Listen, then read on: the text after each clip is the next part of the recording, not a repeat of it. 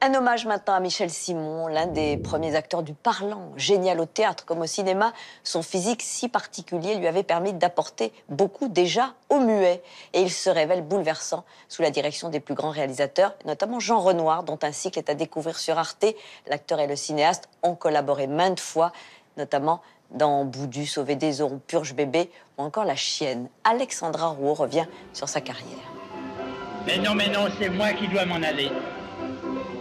C'est moi qui dois me sacrifier. Vous êtes le mari légitime d'Adèle. Vous avez le droit de priorité. L'usurpateur, c'est moi.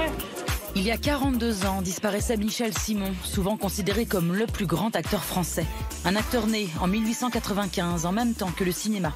Personnalité excentrique, anarchiste, érotomane, provocateur, Michel Simon, c'est d'abord une carrière au théâtre, avant de devenir une figure mythique du cinéma.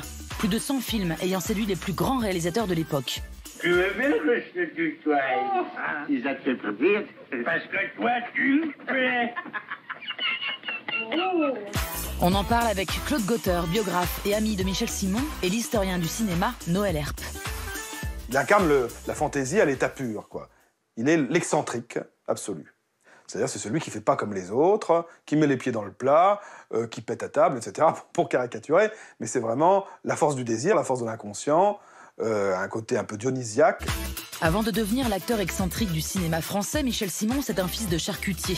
D'abord clown et acrobate, il fait la rencontre en 1915 du metteur en scène Georges Pitoëff, puis celle de Louis Jouvet, qui lui propose de jouer dans la pièce Jean de la Lune. C'est une consécration. Michel Simon devient un grand acteur avec un physique particulier et qui va jouer d'une certaine laideur. Quand je suis né, le bon Dieu, il était ailleurs. Il n'a pas pu s'occuper de moi. Alors, vous voyez le résultat. C'est pas brillant. Oh, mais tu es très bien, Auguste. Tu as ce qu'on appelle une laideur intelligente. Te fatigue pas, allez. Je suis une glace et je me vois tous les matins. C'était pas la première fois qu'il y avait des acteurs laids.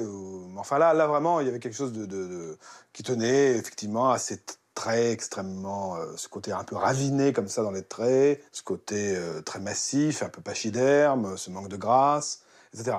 En même temps, on a le sentiment que la laideur de Michel Simon, c'est quand même une création. C'est qu'à la fois, il est dans cette monstration de la monstruosité, je suis anormal, je suis affreux, regardez-moi, je me fous à poil dans ma laideur, et en même temps, il acquiert à partir de ça une espèce de grâce. Je ne suis pas venu pour gagner, moi.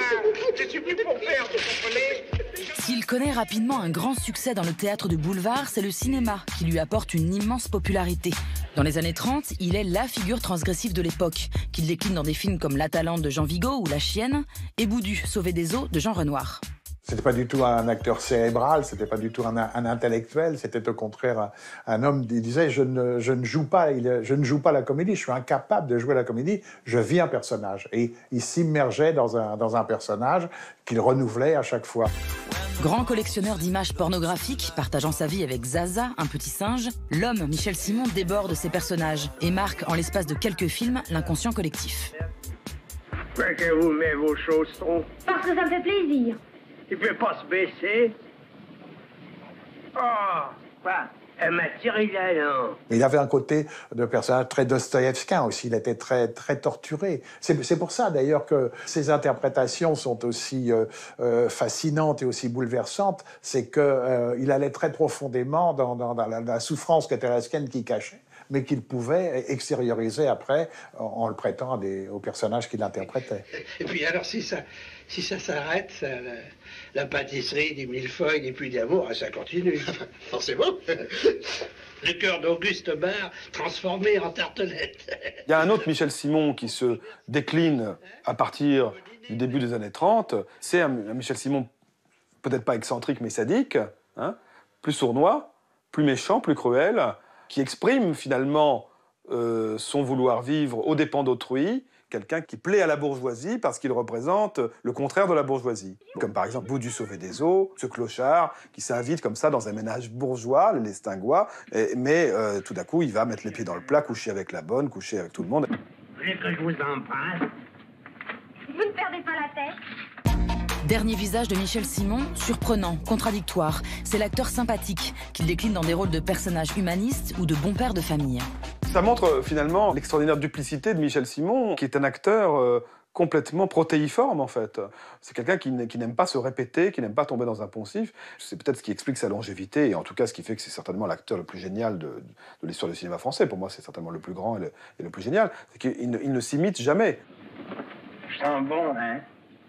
Ouais. Oui, vous venez de chez le coiffeur? Oui. Est-ce que je vous plais maintenant?